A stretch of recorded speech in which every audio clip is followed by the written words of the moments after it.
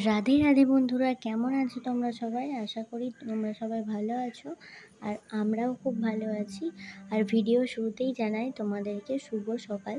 আর দেখো আমাদের লিচুগুলো গাছে অনেকটাই বড় বড় হয়ে গেছে আর বৃষ্টির জল পেয়ে আরও বড় হয়ে গেছে। আর তাছাড়া ওষুধ দেওয়া হয়েছিল, নাহলে পোকায় সব মানে খেয়ে নিচ্ছিল, দিয়ে লিচুগুলো ঝরে ঝরে পড়ে যাচ্ছিলো। তো যাই হোক, চলো আজকের ভিডিওটা তোমরা দেখতে থাকো। আশা করি তোমাদের খুব ভালো লাগবে আজকের ভিডিওটা। আর আজকের ভিডিওটা আমি এখান থেকেই শুরু করছি। পুরো ভিডিওটা তোমরা প্লিজ দেখতে থেকো। আর দেখো, তারপরেই চলে এলাম টিফিন নিয়ে। আজকে আমি চিড়ে খাবো।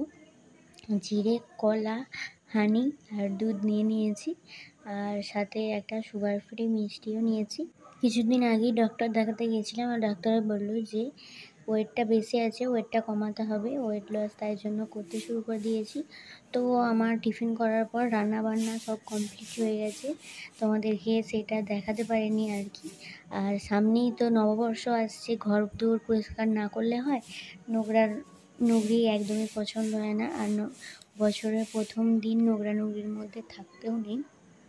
যাই হোক, আজকে ঘরগুলো পরিষ্কার করে নিচ্ছি।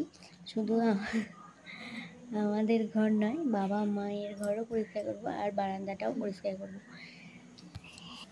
আর এবার আমাকে লাগছে না একদম পারফেক্ট মালতী মাসি। তো যাই হোক, তোমরা কমেন্ট করে বলো আমাকে কেমন লাগছে। আর চোখে ধুলোগুলো পড়ছিল বলে তাই জন্য সানগ্লাসটা পরে নিয়েছি। আর কালকে যেহেতু মাথায় শ্যাম্পু করেছি, তার জন্য গামছাটা দিয়ে নিয়েছি যাতে বালিগুলো না পড়ে। আর বন্ধুরা, তোমাদের সকলকে জানাই অ্যাডভান্স শুভ নববর্ষ। সবার দিনটা অনেক অনেক ভালো কাটুক। আর কটা শপিং হলো অবশ্যই কমেন্ট করে বলবে, কিন্তু কমেন্ট করতে একদমই ভুলবে না। আর আমার না এখনও একটাও শপিং হয়নি।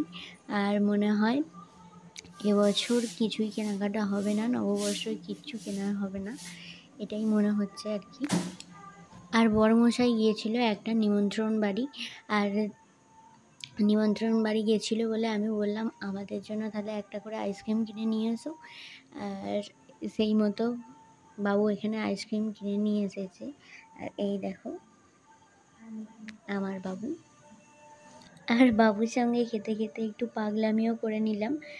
আর আমার মতো এরকম পাগলামো কার কার কার করতে ভালো লাগে সেটাও কমেন্ট করে জানিয়ে তোমরা। আর দুপুরের খাওয়া দাওয়া শেষ করে একটুখানি রেস্ট নিয়ে বেরিয়ে পড়লাম 4টের সময় শপিং করতে। আর দেখো চারিধারে শুধু কাপড়ই আর কাপড়। কে কোনটা কাপড় নেবে অবশ্যই কমেন্ট করে বলো।